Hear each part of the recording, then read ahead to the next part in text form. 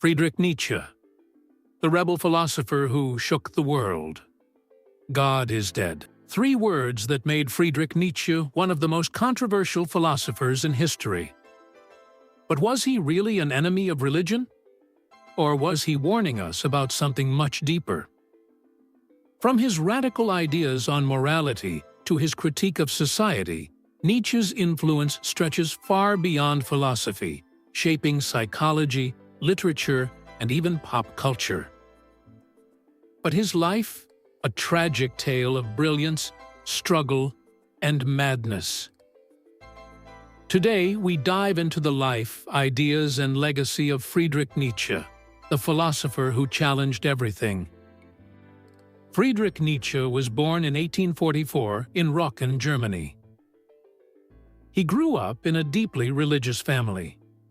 His father, a Lutheran minister, died when Nietzsche was just 5 years old, an event that left a profound mark on him.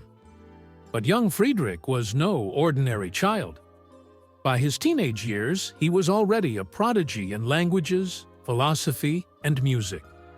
At just 24, he became a professor at the University of Basel, a brilliant achievement. But academia wasn't enough for Nietzsche. He had bigger questions, ones that would make him an outcast in his time. Nietzsche's works attacked everything society held sacred: morality, religion, and even truth itself. He believed that traditional values, especially Christian morality, were outdated. They enslaved people to weakness. Instead, he introduced the idea of the Übermensch, the overman or superman. A person who rises above societal norms and creates their own values.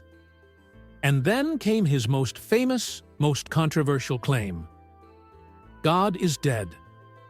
But Nietzsche wasn't celebrating, he was warning us. He believed that without God, society would lose its moral foundation, leading to chaos, nihilism, and existential crisis. His solution: the will to power. The idea that life's meaning comes from asserting strength, creativity, and self-overcoming. But not everyone was ready for his ideas.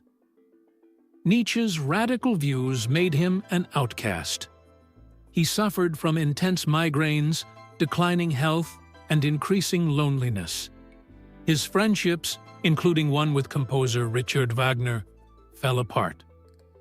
And then, in 1889, something happened. In the streets of Turin, Italy, Nietzsche saw a horse being beaten. Overcome with emotion, he ran to embrace the animal, then collapsed, sobbing. From that moment on, he was never the same. Nietzsche spent his last years in a near catatonic state, cared for by his sister, who would later distort his work to fit her own nationalist and anti-Semitic views. In 1900, Friedrich Nietzsche died, largely unknown, forgotten. But his ideas? They were just getting started. Though ignored in his lifetime, Nietzsche became one of the most influential thinkers of the 20th and 21st centuries.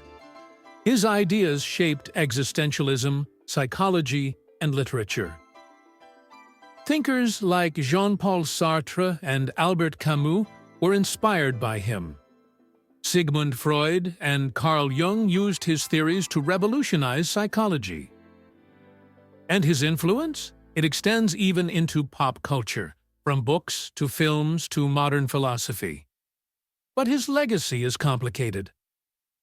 His concept of the Übermensch was later twisted by the Nazis, something Nietzsche himself would have despised.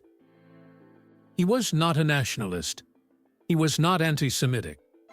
His philosophy was about individual power, not racial superiority. Love him or hate him, Nietzsche forces us to ask the hardest questions. Can we create our own meaning in life? Are we slaves to outdated morality? And in a world without certainty, how do we find purpose? Nietzsche didn't give easy answers. because he believed we must find them ourselves. His words remain as provocative today as they were over a century ago. So, what do you think? Was Nietzsche a madman or a visionary? Let us know in the comments. See, if you enjoyed this deep dive into Nietzsche, check out our video on Immanuel Kant. And don't forget to like, subscribe, and hit the bell for more stories of history's greatest minds. Thanks for watching Fame Through Ages. Until next time, keep questioning everything.